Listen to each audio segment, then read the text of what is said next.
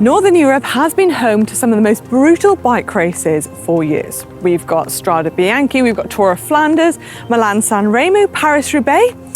Well, today I'm not in Northern Europe, I'm in North America to take part in a race that has been inspired by the brutalness of Paris-Roubaix. I'm going to tackle some of the toughest farm lanes, trails, tracks and gravel roads Canada has to offer. This is the OG of gravel racing. This is Paris-Ancaster. Go Manon! Yeah! Literally the best group of people ever. Oh my God, I've never felt pain like this. That was a brutal 100 kilometers.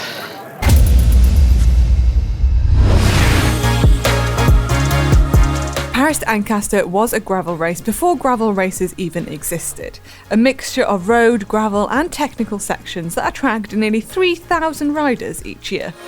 The race is in the heart of Ontario, Canada. It runs between the town of Paris and Ancaster, and it has 4 different lengths to suit all abilities. When the lovely people of this event got in touch with us and asked if we wanted to take part, we couldn't say no. So tomorrow I'm going to be taking part in the 100 kilometre route. But before I start, let's find out how this unique race came about. Well, the race came about in 1994, and it was myself and a couple of old friends decided to put something on a little earlier in the season.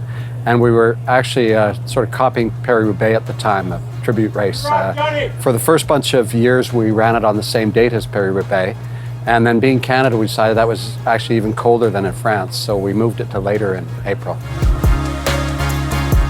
I think the real reason it works that well is you're racing the same course, same day, same time as the pros, so everybody's out here and they're not all equals because some of the riders are really top riders, but they all feel like they're part of the same event. And everybody has their own experience in it, so they all have their own epic ride. Okay, so night before the event, and just got back to the hotel after a day's filming, and it is 10 o'clock, 3 a.m. in the UK. So quite tired, quite jet lagged, but just gonna get everything ready for the event tomorrow. Right, it's time to get some sleep. It's the morning of the race. We were up at the crack of dawn and people were flooding in and the atmosphere was building. Okay, so number on, bike all set up, changed, ready to go. Got 20 minutes till the start. Starting to feel a little bit nervous. I'm off in the first wave, so with some of the proper pros. I'm not sure what the start is going to be like, but I've been told it's carnage. I guess we better get down.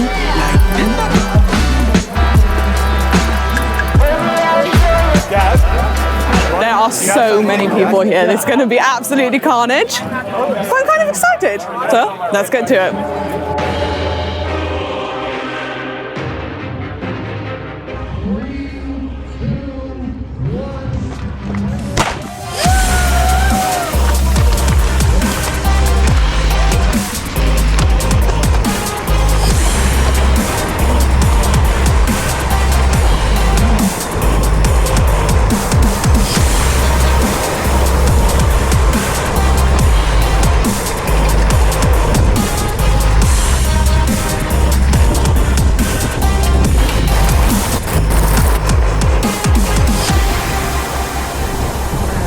It was a super fast start to the race, and the first bit was on gravel, so you had stones flying everywhere and it was pretty carnage, but then we hit a nice big wide road section and I was like, right, this is my chance.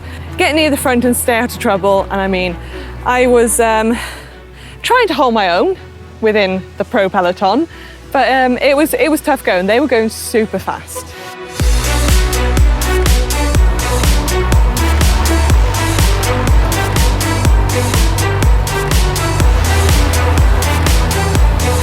Looking forward to hitting the first bit of gravel.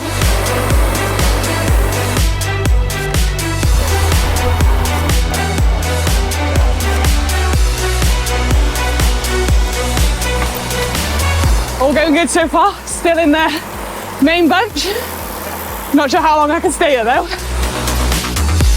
It was really cool that the male and female riders all started together, so that doesn't really happen that often in pro races, so it was nice to do something a little bit different. So in 2014, Paris-Ancaster was the first professional race I ever won. At that point, I was new on a professional team, and the beginning of my season had been a disaster. I kept crashing and breaking bones and getting sick and having no results. And then I came here, and there were a few really established professional cyclocross racers from Europe that were there. And I managed to get away at the finish line and just win the race. And for me, this really flipped the switch and allowed me to have more confidence, and just then it kind of kick-started my career. So I really have good memories of this race.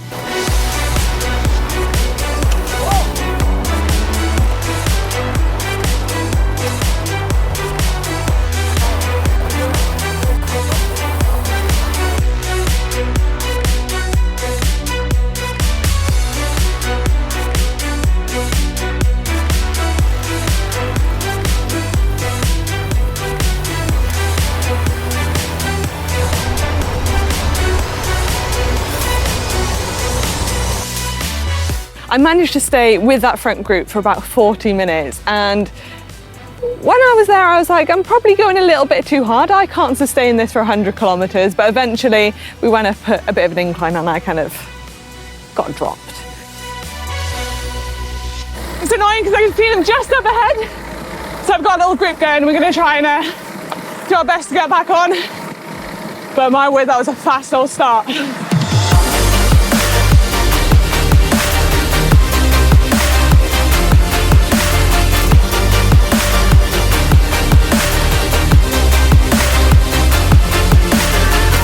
After about 35 kilometers of nice, big, wide, open roads and gravel tracks, we finally hit our first narrow single track lane. So positioning was really crucial going into this bit.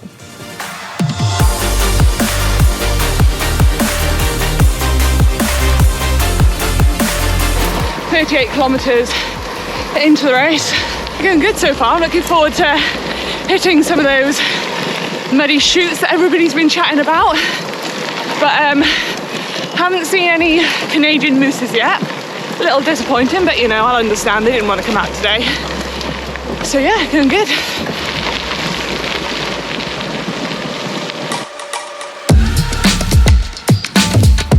We then hit some of the more technical parts, and it was really wet and boggy.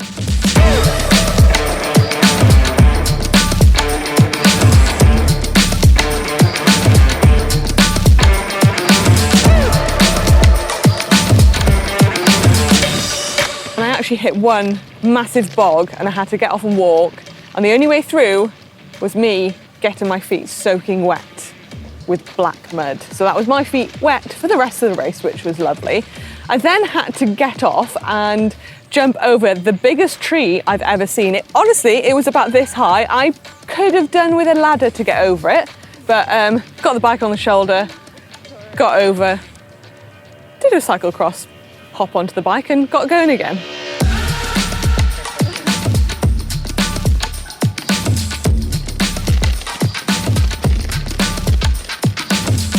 There's such a great community spirit about this race. Like everywhere in the course, there was people cheering on, and they'll be out there all day watching every single person, like close to 3,000 people go past. And the course was amazing. Such a variety of roads, gravel tracks, forests. We even went through like people's back gardens.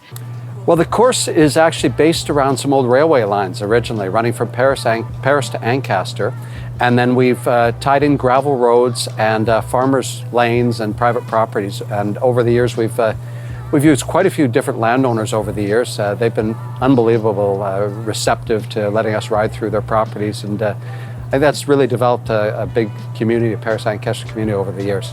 Feels like, kind of like the whole surrounding area stops for this race, because this is a big thing in this area.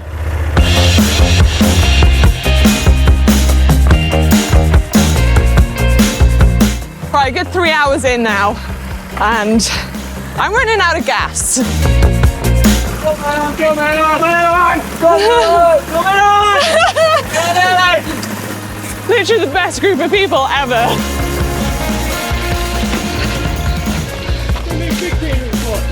Okay, I'm now at 5 kilometers to go, and oh my God, I've never felt pain like this. I have bonked so hard. I've just eaten. I've literally just stuffed my face. There was people on the side of the road with candy. So I literally just took some, shoved it down me, and hopefully that's gonna give me some energy to get to the finish, but oh, it's hard going. So I saw the mud chutes and I saw people go down and they were just crashing. So I decided to play it safe and hop off the bike and walk down. I came this far and I didn't really want to mess it up. So just hit one of the famous mud chutes, and I mean there's a few people riding down, but not getting too far because it's pretty deep mud. But yeah, just impossible to ride down without falling off. So going for the old walking technique, but just see how deep this mud is. Absolutely savage.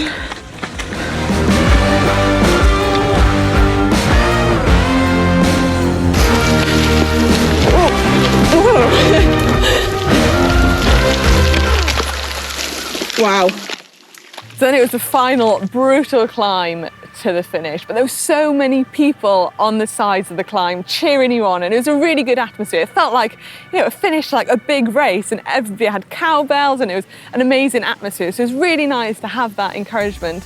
Go Manon! Go Manon! Yep! Yep! Let's go! Got to the line, and I'd completed Paris-Ancaster. That was the most brutal finish to a bike race I think I've ever done.